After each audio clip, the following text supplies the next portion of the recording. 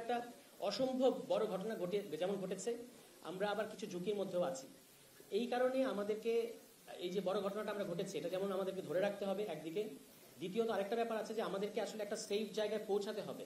শ্রীলঙ্কায় গত যে 2022 সালে যে ঘটনা, তারপরে 24 সালের মধ্য দিয়ে শ্রীলঙ্কা কিন্তু 2 বছরের মধ্যে একটা জায়গায় এসে পৌঁছেছে। আমাদের সম্ভাবনা আরো বেশি এবং আমাদের কাছে এক্সপেকটেশন, দক্ষিণ এশিয়ার এক্সপেকটেশন আরো বেশি। আমাদেরকে আরো সুন্দরভাবে ওই জায়গায় পৌঁছাতে হবে। এই কারণে আমাদের এখানে যতগুলো পক্ষ আছে, রাজনৈতিক দল, সামাজিক সংগঠন, সিভিল সোসাইটি, ছাত্র নেতৃত্ব, প্রত্যেককে আমাদের পরস্পরকে বুঝে একটা জায়গায় পৌঁছানোর একটা তাগিদ আমাদের দিক থেকে আছে। এই কারণে আমরা ঘোষণাপত্রের তথা প্রোক্লেমেশনের কথা বলেছি, কারণ এটা না থাকলে এখনই এই অভ্যুত্থানকে নিয়ে এত বিকৃতি এবং এত ধরনের ডিস্টর্টেড ন্যারেশন আমরা দেখতে পাচ্ছি। 4-5 বছর পরে, 10 বছর পরে এই বিপ্লবীদের কিংবা এই যে অভ্যুত্থানে যারা নেতৃত্ব দিয়েছে তাদেরকে যে ফাঁসিতে ঝোলানো হবে না, তার কোনো নিশ্চয়তা নাই। এবং শুধু তারা না, যারা এটার পক্ষে ছিল, এই যে উপদেষ্টা সরকার কিংবা সেনাবাহিনী যারা গুলি না চালিয়ে বাংলাদেশের জনগণের পক্ষ নিয়েছে, অন্যান্য আরো যারা আছে, তাদের প্রত্যেকেই একটা ঝুঁকির মধ্যে আছে। এ কারণেই আমরা অ্যাজ এ নেশন কোথায়, কি কারণে আমাদেরকে এই গণ অভ্যুত্থান, ছাত্র জনতার অভ্যুত্থান করতে হয়েছিল এবং কোথায় আমরা যেতে চাই, এটার পরিষ্কার একটা বক্তব্য আমাদের এই প্রোক্লেমেশনে আসা উচিত। এই কারণেই ছাত্র নেতৃত্ব এটার কথা বলেছে। এখন অনেকে একটা প্রশ্ন করছেন যে এখন কেন 5 অগাস্ট কেন করতে পারলেন না, 5 অগাস্ট কেন করা যায় নাই, এগুলো আপনারা সবাই জানেন, ইতিমধ্যে গল্পগুলো চালু আছে বাজারে, আমি সেগুলোতে ঢুকছি না। কিন্তু করা যায় নাই বলে এখন আর করা যাবে না এমন কোনো কথা নাই। আপনারা জানেন, আমি একটা খুব ক্লাসিক উদাহরণ এক্ষেত্রে দিতে চাই, সেটা হচ্ছে ফরাসি বিপ্লব। যে ফরাসি বিপ্লবের কথা সারা পৃথিবীতে বহুল সেলিব্রেটেড এবং ফরাসি বিপ্লবের অনেকগুলো ইথোস, অনেকগুলো ভ্যালুজ আমরা পুরো পৃথিবীতে আজকে ফলো করি আর কি। সেই ফরাসি বিপ্লবের এই যে তাদের যে মনার্কির অ্যাবলিশমেন্ট, এটা 3 বছর পরে, বিপ্লবের 3 বছর পরে, ফরাসি বিপ্লবের 3 বছর পরে 1792 সালে তাদের যে ন্যাশনাল কনভেনশন ছিল, আমরা ধরে নিতে পারি যে সেটা আমাদের যেটা কনস্টিটিউয়েন্ট অ্যাসেম্বলির কথা বলা হচ্ছে, সেই ন্যাশনাল কনভেনশনে 1792 সালে কিন্তু মোনার্কির অ্যাবলিশমেন্টের ফরমানটা জারি করা হয়েছিল 3 বছর পরে। সেক্ষেত্রে আমরা মাত্র 4-5 মাস পরে, এটা একেবারেই দেরি হয় নাই। এখন কেন, এই প্রশ্নটা আমার কাছে অত গুরুত্বপূর্ণ মনে হয় না। গুরুত্বপূর্ণ হচ্ছে যে আমাদেরকে এটা করতে হবে এবং কেন করতে হবে সেটার প্রেক্ষাপট আমি কিছুটা বললাম। আর আমরা যেই জায়গায় যেতে চাই, যেমন ধরা যাক এই অভ্যুত্থানের আগে, গণ অভ্যুত্থানের আগে এটার একটা প্রেক্ষাপট ছিল। সেই প্রেক্ষাপটটা কিন্তু শুধুমাত্র সরকার পরিবর্তনে ছিল না, এটা আপনারা সবাই জানেন। কারণ সরকার পরিবর্তন কিংবা স্বৈরাচারের বিরুদ্ধে সংগ্রাম, আন্দোলন, এটা বাংলাদেশে নতুন কিছু না, এটা 80 দশকে হয়েছে। এবং thanks to the political parties, তৎকালীন পলিটিক্যাল পার্টিস, তাদের কারণে যে পতিত স্বৈরাচার, সামরিক স্বৈরাচার, তিনি মৃত্যুর আগ দিন পর্যন্ত রাজনীতিতে পুনর্বাসিত ছিলেন। তো এই কারণে এখনকার যে পরিস্থিতি, সেই পরিস্থিতি অনুযায়ী আমাদেরকে এই অভ্যুত্থানের আগে থেকেই এমনকি রাজনৈতিক দলগুলোর মধ্যে সংস্কার, অন্তত পক্ষে সংস্কার, এই সংস্কারের পক্ষে একটা ঐক্যমত্য ছিল। এক্ষেত্রে বিএনপির 31 দফার কথা বলা যেতে পারে, গণতন্ত্র মঞ্চের 14 দফা আছে, কিংবা তারও আগে রাষ্ট্রচিন্তা, রাষ্ট্র সংস্কার, এবি পার্টির মতো দলগুলো, তারা কিন্তু নানা ধরনের সংস্কারের কথা বলে আসছিলেন। এবং 72-এর সংবিধান প্রশ্নে একটা ক্রিটিক্যাল অবস্থান, এখানে একমাত্র আওয়ামী লীগ এবং আওয়ামীপন্থী কিছু সংগঠন ছাড়া বাকি সবাই তারা বলেছেন, এখানে উপস্থাপকও বললেন যে এটার যে একটা স্বৈরতান্ত্রিক ক্ষমতা কাঠামো, একজন ব্যক্তিকে সামনে রেখে, সামনে কল্পনা করে একটা সংবিধান বানানো এবং তার হাতে সকল ক্ষমতা ন্যস্ত করা, এই সমস্যাটা 72 সংবিধানের আগে থেকেই ছিল। 72 সংবিধান নিয়ে যে ধরনের সেলিব্রেশন আমাদের সোসাইটির একটা অংশ করে থাকে, সেটা তারা শুধু ওই 4 মূলনীতির কথা বলে। কিন্তু ওই 4 মূলনীতির মধ্যেও আপনারা দেখবেন যে ধর্মনিরপেক্ষতা, কিন্তু এই ধর্মনিরপেক্ষতা আবার একটা জাতিবাদী ধর্মনিরপেক্ষতা। আপনার এখানে অন্যান্য যে জাতিসত্তা আছে তাদেরকে প্রথম দফায় অস্বীকার করা হয়েছে। ফলে আমরা বলছি যে এবং এই ধর্মনিরপেক্ষতার মধ্যেও একটা বাঙালি জাতিবাদ এবং ধর্মনিরপেক্ষতা মিলে এটাকে আসলে প্রকৃত অর্থে এটার যে নন কমিউনাল একটা ব্যাপার থাকা উচিত ছিল, সেটা এই 4 মূলনীতির মধ্যে ছিল না। এবং এই 4 মূলনীতির মধ্যে 4 মূলনীতির ব্যাপারে সমাজে তখন ঐক্যমত্য ছিল না। তখন থেকেই মাওলানা ভাসানী সহ অন্যান্য রাজনৈতিক দল যারা মুক্তিযুদ্ধের পক্ষে, তারা কিন্তু এটা ব্যাপারে অবজারভেশন জানিয়ে আসছিলেন, কিন্তু তাদেরকে কমপ্লিটলি ইগনোর করে। এবং আরো একটা বড়, যেটা এখানে আলোচক বলেছেন, আমি তার সাথে একটু দ্বিমত করতে চাই, যে 72 সংবিধানকে বাংলাদেশের প্রথম সংবিধান বলা যাবে না।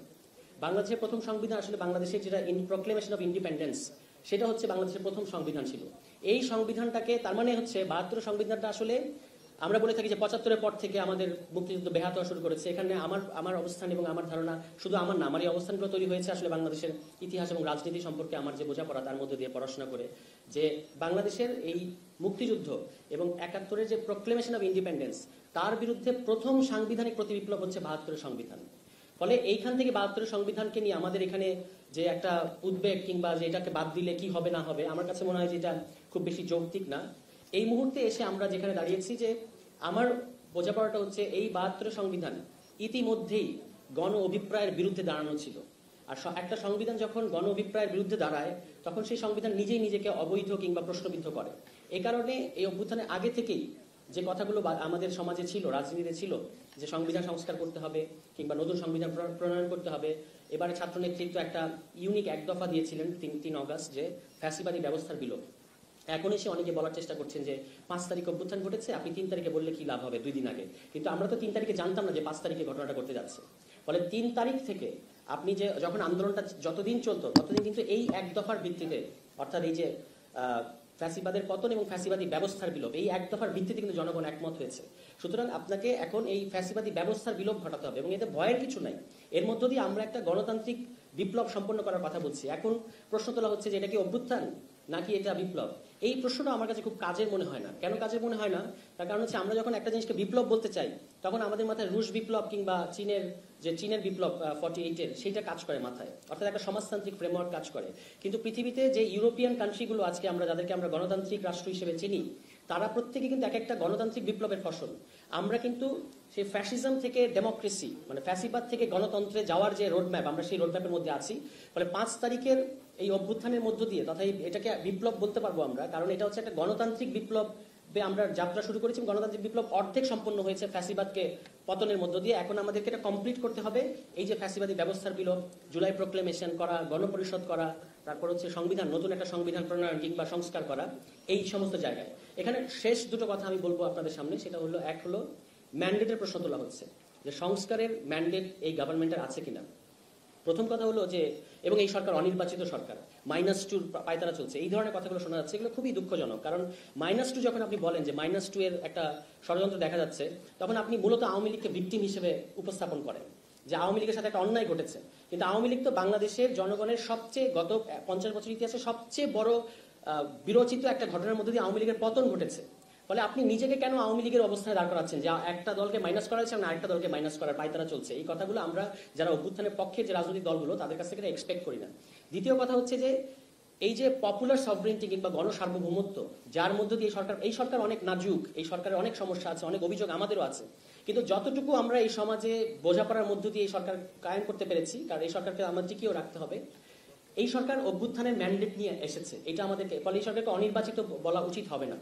এই সরকার জনগণের মনোনয়ন প্রাপ্ত এবং 90% জনগণ এখনো, এত কিছুর পরে আপনি যদি এখনো মানুষের কাছে একটা গণভোট নেন, আমার ধারণা 70% মানুষ বলবে যে এই সরকারের টাস্ক যেগুলো তার হওয়া উচিত সেগুলো সম্পন্ন করা উচিত।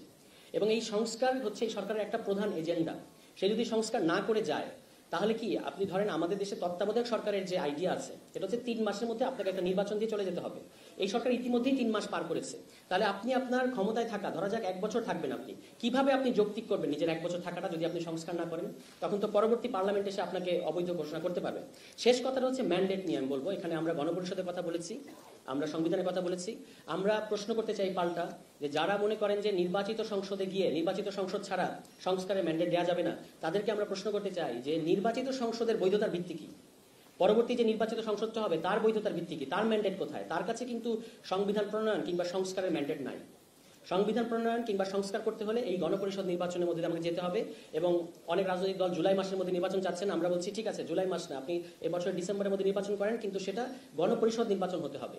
যে গণপরিষদ নির্বাচনের মধ্য দিয়ে আমরা সংবিধান, নতুন একটা সংবিধান কিংবা সংবিধান সংস্কার করব। এবং আমাদের দিক থেকে আমরা বলেছি যে এই গণপরিষদই সংবিধান প্রণয়ন শেষে একটা আইনসভায় রূপ নেবে তথা সংসদের রূপ নেবে। ফলে এখানে একটা নির্বাচনের, যদি 2টা নির্বাচন, গণপরিষদ নির্বাচন এবং তারপরে একটা সংসদ নির্বাচনের রোডম্যাপে আমরা সবাই একমত হতে পারি, আমাদের কোনো আপত্তি নেই। কিন্তু অন্তত একটা নির্বাচন, যে নির্বাচনের মধ্য দিয়ে গঠিত সরকার 2টো ভূমিকা পালন করবে। প্রথমত গণপরিষদ, তারা সেখানে এই যে সংবিধান সংস্কার প্রস্তাব যেটা পাওয়া যাচ্ছে, সেই প্রস্তাবগুলোর ভিত্তিতে তর্কর ভিত্তিতে একটা জায়গায় গিয়ে তারা সংবিধান সংস্কার করবে বা প্রণয়ন করবে। তারপর সংবিধান প্রণয়ন শেষে ওই সরকারই সংসদের দায়িত্ব নেবে। এইটা হচ্ছে এখনকার রোডম্যাপ হওয়া উচিত। যদি আমরা এটা করতে না পারি, তাহলে আসলে এত রক্তের বিনিময়ে আমরা যে জায়গায় পৌঁছেছি, এটাকে আসলে বেহাত হতে হবে। এবং তখন আবার কিন্তু আমাদের যে পক্ষের যারা শক্তি আমরা আছি, রাজনৈতিক দল সহ অন্যান্য যারা আছি, তখন আমরা আবারও একটা বাজে জায়গায় গিয়ে পৌঁছাবো এবং আমরা সবাই একটা জনগোষ্ঠী হিসেবে একটা ঝুঁকির মধ্যে গিয়ে পড়বো। সবাইকে ধন্যবাদ।